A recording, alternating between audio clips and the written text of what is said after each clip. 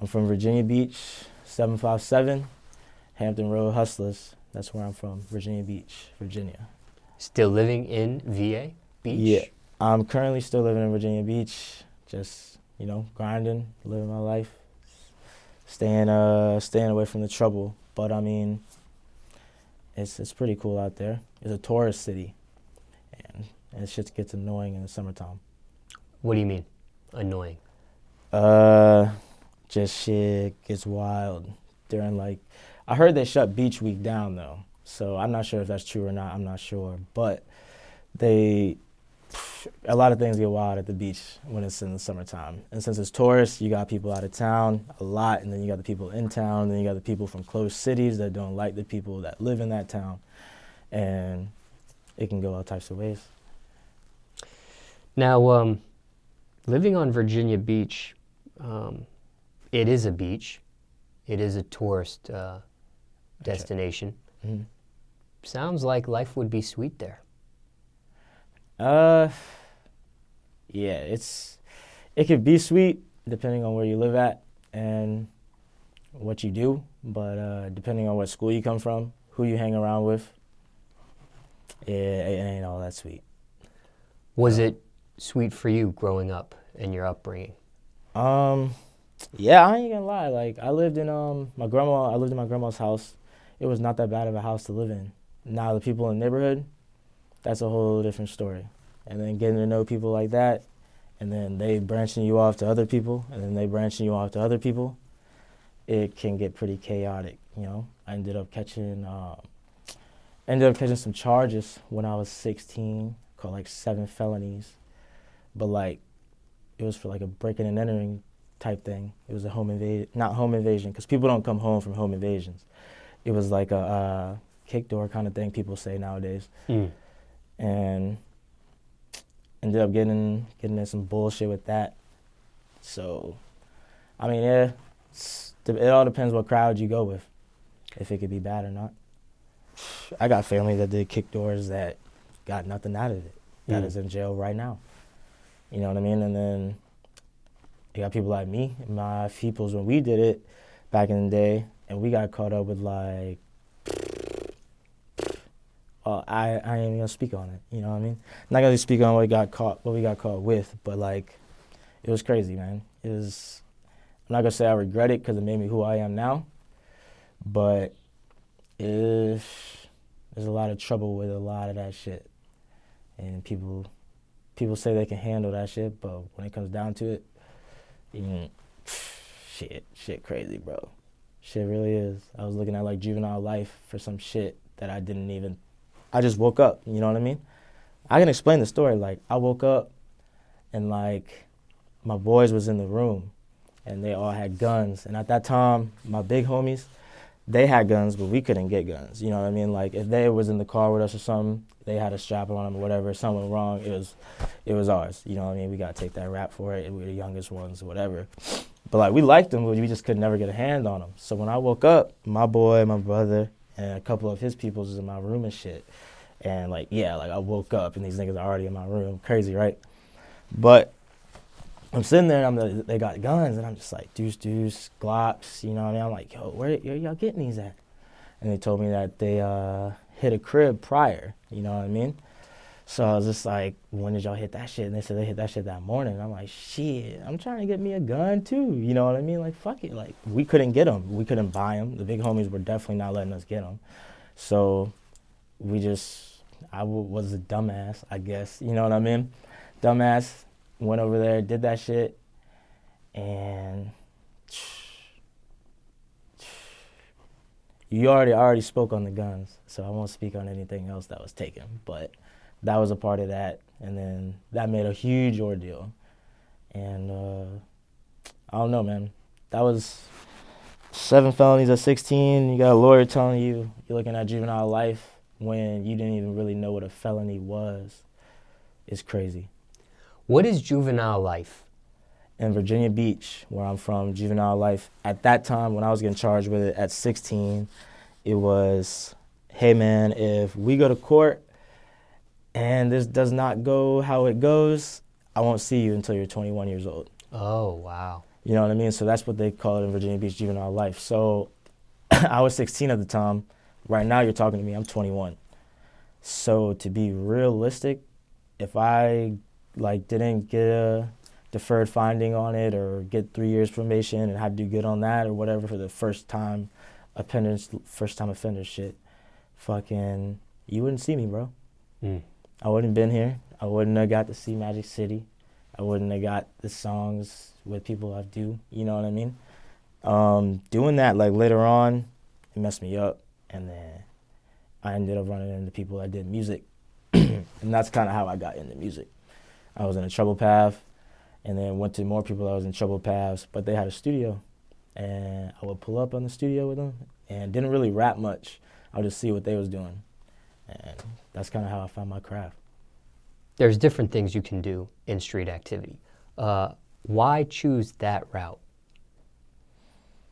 I mean, like I said, bro, the place where I was living at wasn't that bad. It was when I was, like, able to come outside and meet up with people, it was the people that kind of lingered me, you know what I'm saying? Influenced. Yeah, influence, you know. If you got somebody that's doing this and you bored as fuck in the house and he's chilling over here doing this, doing that, and you go hang out with him every here and there just because you don't want to be at the house, eventually you start asking him questions. You know what I mean? How does this work? How do you do this? How do I get that?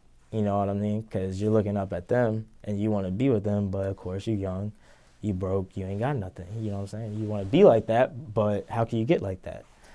So, I mean, not everybody wants to give everybody their secrets and how to come up and stuff like that. But you got some people that will teach you the ropes. And if you get the ropes, you grab it and you keep going. You don't stop. You just keep that hustle going. Now, was there ever peer pressure? Because influence is one thing, but was there ever peer pressure? No. No peer pressure. I just think, I don't know, my family, I call it the family curse. My family curse is, I don't know. Everybody in my family's been charged, dog. Like, from aunties to uncles to my brothers, sisters. You know what I mean? Like, I call it the family curse. It seems like none of us will ever get on the right page. And I feel like I can. So that's why I'm trying to do that. I see. Now, when it comes to street activity, could this have been, was this unavoidable? Could you have made another choice instead of even getting involved with street activity, period? Could you have gotten a job? Could you have gone the other way? Could you have? Yeah, no doubt. Virginia Beach is definitely a city full of opportunities. Don't get it twisted. And I hope the people from Virginia Beach that watch this understand that. Virginia Beach is full of opportunities.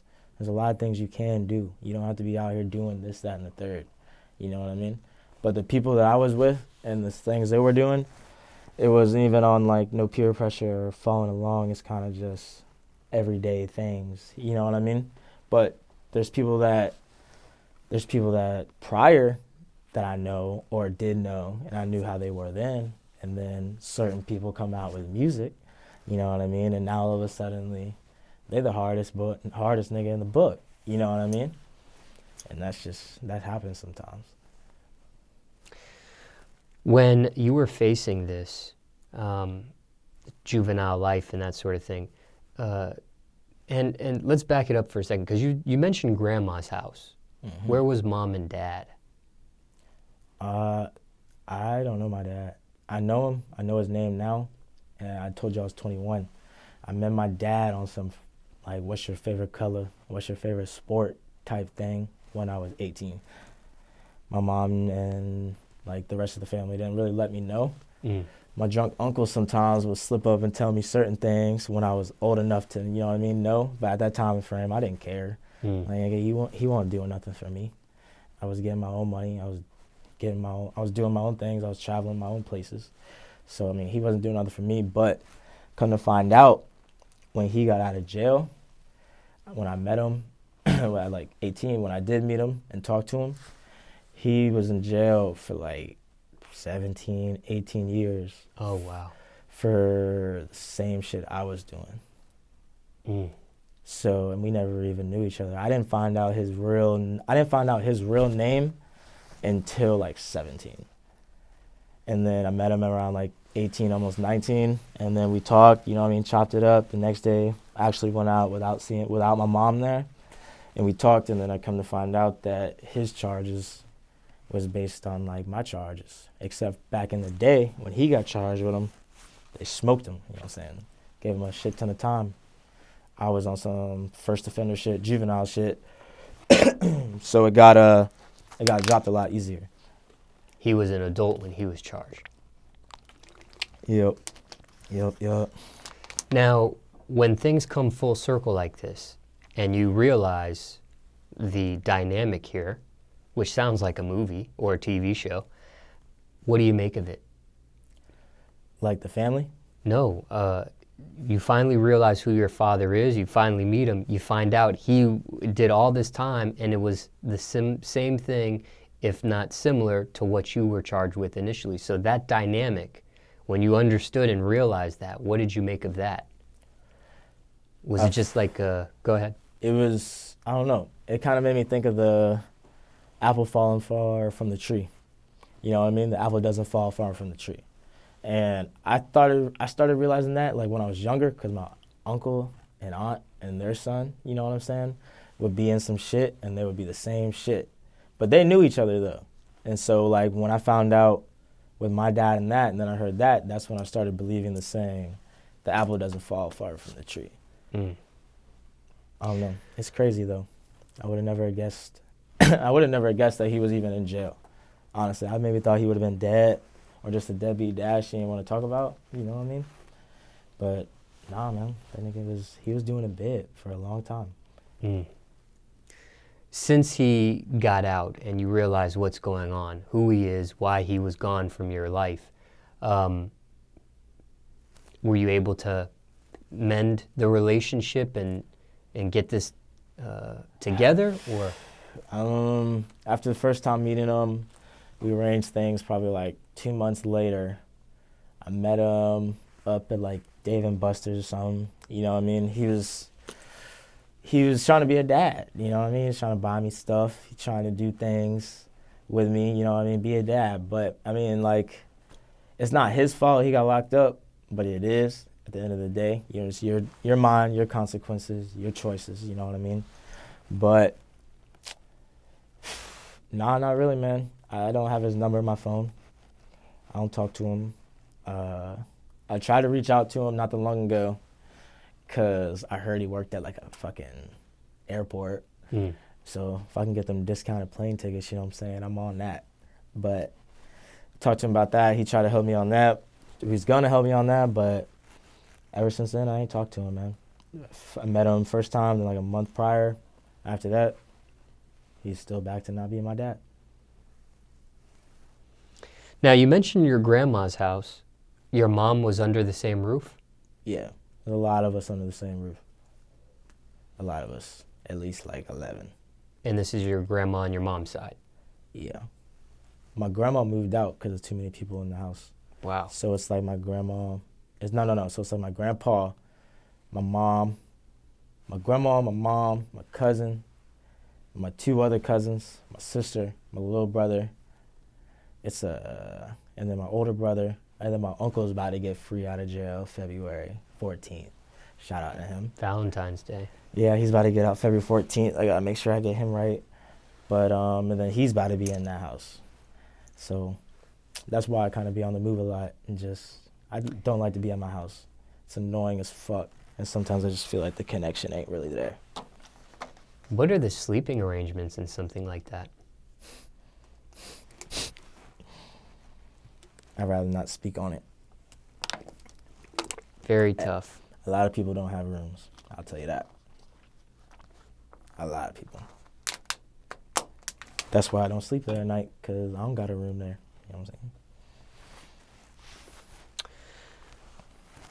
Now, did your grandma know you were involved in street activity before the juvenile life situation happened? My grandma, I wouldn't say like she full on knew things or anything like that, but she would always say every time I come home, like like 3 in the morning, 4 in the morning, like school nights, like, you gonna go to jail. You gonna go to jail being out there in the streets all day. You gonna go to jail. You gonna go to jail. I don't know what you're doing, but you're gonna end up going to jail. You're gonna be dead or in jail, just because I was never home. So like, I don't know. I don't want to say she knew, but saying stuff like that makes me believe she knew. You know what I'm saying? She might not have known exactly what the hell I was up to, but when you got a kid that wasn't like, I mean, I still do things nowadays, you know what I mean? That ain't even as bad as what it was back in the day, but I don't know, when you got her up your ass and her in her ear, you in your ear, kind of shows you, kind of tells you that, yeah, she thinks that you're doing that shit. Now, what about your mom? This was hidden from her, the street activity stuff, before the juvenile life situation came about? I feel like my mom knew that I was at least smoking weed, you know what I mean? But I don't think she knew that I was doing shit like that. Not like stealing shit from people, robbing and, you know what I mean, going to people's houses and shit like that. Even till this day, like, I don't regret it, because if I didn't do it, I probably wouldn't be here. You know what I'm saying? Like, I don't know, it would have took me a whole different path in life. But, I don't know, man. I don't know what else to say. When your mom did find out the juvenile life situation happened, your grandma find out, what's their reaction? Because now it's out the bag now. Tears. Crying, can't believe you. I'd rather you had a kid. Oh, wow. Said, I'd rather you had a kid than bring me through all this court trouble. It was a lot of bullshit, man. And, like, we couldn't afford lawyers, so we were, like, using public defenders. And, like, we're going against fucking felony charges. Public defender can only do so much for you. But, I mean, he finessed it. And it's not like it was 6 of us that did it. Me and 2 other people got charged. You know what I'm saying? That speaks for itself. I ain't got to say much on that. You know what I mean? But shit was stupid, man. Somebody watching this, okay, maybe they're around the same age you were when you got involved in street activity. Because you were still in school at this time, right? Yeah, detectives came to my school and got me. So you were 1 foot in school, 1 foot in the streets. Somebody watching this right now, and circumstances could be different for everybody, but a kid watching this, similar age, they're 1 foot in, 1 foot out. Is there any message, any advice you would tell, generally speaking, to a kid right now watching this? Stay in school. Because this shit ain't gonna get you that far. Don't get me wrong, and you see people out here getting money, and you see, you know what I mean? You want to live like that, you want to do that, you know what I mean? But telling you, man, once them charges start hitting your ass, they hit your ass, and they hit your ass, and they hit your ass. They don't stop. Once you're in the system, you're in the system. But, I mean, don't get me wrong. Go ahead, do your thing. If you want to do that, do that. But at the end of the day, just because you got a homeboy that says we should do this, or a girlfriend that thinks this is okay, don't always listen. Listen to your gut. Listen to your gut. That's pretty much what I'll say. In regards to your upbringing, because your upbringing sounds rough. As rough as it sounds, what was the most positive thing that came out of everything? After all the charges and all the bullshit, got into music. And when I started focusing more on music, I was kind of like focusing on it but not really caring. You know what I'm saying? But focusing on it but not really caring. And then I met up with some people from like this neighborhood called Waterfront in Virginia Beach Apartments. And I met up with them. They was always like, they had a mattress. They had a mattress set up with like a fucking blanket put over it and a mic in the middle with like foam around it. And they would always rap. And like, So I was just like, I would go over to there, but I wouldn't be there for rapping. I'd be there because I'm picking up something so I can go drop something off or something. You know what I mean? Something like that. And then one day I was just like, yo, like, do you want to chill? Let's just chill. You know what I mean? Fuck it. So I chilled with him. And they asked me if I wanted to rap. And I'm like, nah, I'm not really trying to. And then months go by, and like I'm still chilling with him. And then I just decided, fuck it, I'm going to get on the mic. And started rapping. And rapping with them, and ever since then, I fuck with it. And then a little bit after that, I ended up meeting Lex Luger. I'm not sure what he's a part of now, but Lex Luger, the producer, and I know he's done things with a lot of people, man. And then he ended up pulling up on us, sliding up on the trap, you know what I mean? He would show us beats. He would see our little recording set up, you know what I mean, talk to us and let us pretty much give us motivation.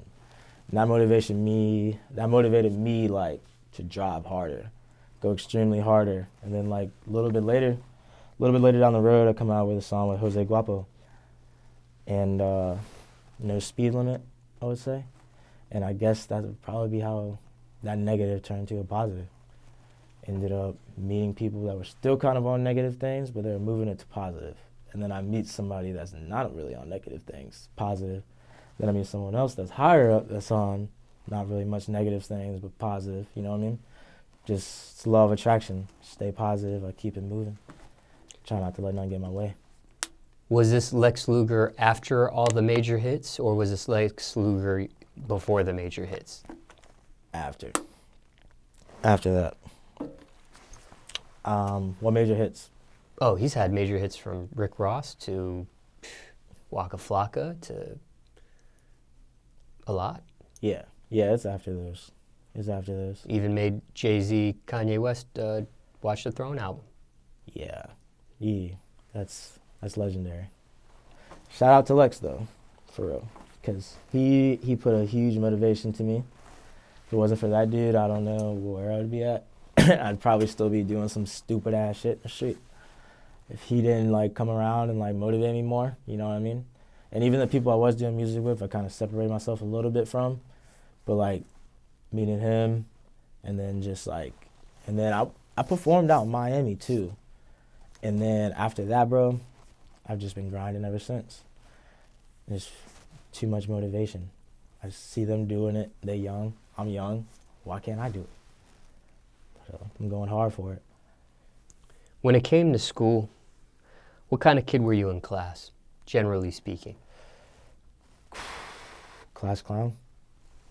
Class clown. I like to make a lot of people laugh when I can. Some class clowns, it's just joking, it's just fun. Other class clowns, it can get a little bit more towards the teasing, bullying vibes. Were you more on that type of class clowning, or were you more just the joking and having fun type of class clown? Joking, having fun, but I guess if you want to towards the bullying, it would just be towards my teachers. That'd be about it. I give my teachers a hard time. But like to the classmates, I'll make them laugh.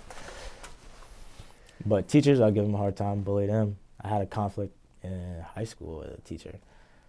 Lansdowne High School. That shit was annoying. I swear he was failing me. He was failing the fuck out of me. And we was in the hallway, and he shoulder checked me, and I pushed him back, and we just started like arguing, and teachers, security had to come around. And like I had teachers were like coming up to me and telling me to get this nigga fired. Like they didn't like that nigga that much. But I was just, you know me, like, bro, I ain't ruin his job. I mean, he got kids and shit. The fuck do I care? I do wish I could have hit him, but there's nothing I could do about it. This wasn't on, there was no like cell phone footage of this stuff, or? Oh, no, it happened too quick. But like they got the school cameras, they said, about it, and that's why like they came up to me and brought me to the office, because they could directly see his old ass, like he did some bullshit to a young kid at the time. And then I just pushed him back and was snapping. I was about ready to punch him in the face, but at the end of the day, I fucked his life up if I did that, and he would have swung on me. You know what I mean? He got kids, he got a family. I think about shit like that at the end of the day, but people don't. there's real savages out here that don't give a fuck. You know what I mean? I don't give a fuck either, but certain extent, man, if you got a family to feed, feed your family. I got a family to feed. I take care of my peoples. Was he reprimanded after that? After that, he got put on leave.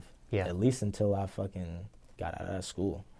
I don't know if he's still there or not, but he got put on leave, and I never seen him since I got out. What grade did that happen? This is probably like 11th. Did you rap while you were in school at all? I would rap in my head. I never took it seriously in school, ever. I would just rap in my head. Never even told people that I was like really a rapper until like senior year. And I made a mixtape that I dropped on Spin Reel the day I was supposed to graduate. And I did end up graduating. I don't know fucking how. But I did end up graduating. And even a teacher said that shit to me when I was walking out. He was like, I don't know how you did it, but congratulations. I was like, shit, fuck it. But Lex Luger pulled up to that too. He came to my graduation. He wanted to show his kids like what that looks like. You know what I mean? What that scene is and what he wants them to see that shit. He wants them to go through that. It was a really positive thing for him to do. So you ended up walking, mm-hmm. and he was there. And yeah, Lex was at my graduation. Now, when it comes to street activity, right? Sometimes people, as teenagers, get so intertwined with the street activity, they drop out of high school. Mm-hmm. They give up. Why didn't you? Oh, no, I thought about it. Thought about it a couple times. I was always skipping class. I don't know. It's just because even once in 9th grade, like 9th, 10th grade, when I got in charges and shit, I got kicked out of that school to go to, like, the bad school. You know what I mean? So I got put in that bitch. And, like, being in there, and then I just knew everybody at my home school knew that I was a bad kid.